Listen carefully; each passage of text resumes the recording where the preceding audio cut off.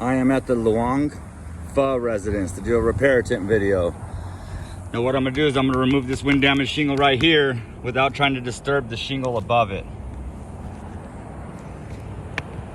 I'm gonna start by making sure the shingle that I'm removing isn't adhered to the shingle below it.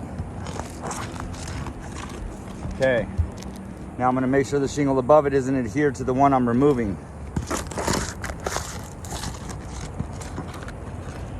Now I'm gonna remove this wind damaged shingle from the decking.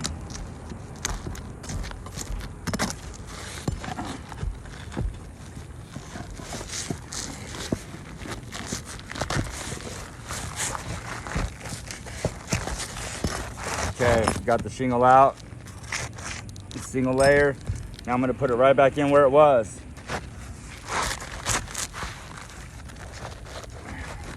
And I'm gonna fasten it to the decking using an 1¼ inch roofing nail and this roofing snake. So I use the roofing snake so I don't have to lift the shingle above it higher than necessary in order to get a decent nail strike.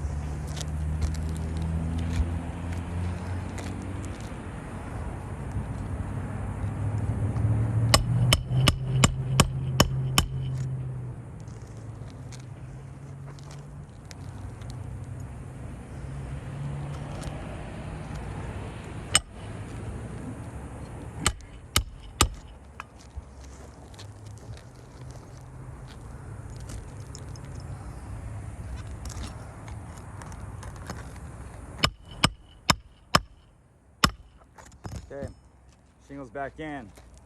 So in the process of this repair attempt, this is the shingle that I removed and put back. You can see the chipped edge here from my roofing snake. This shingle is brittle.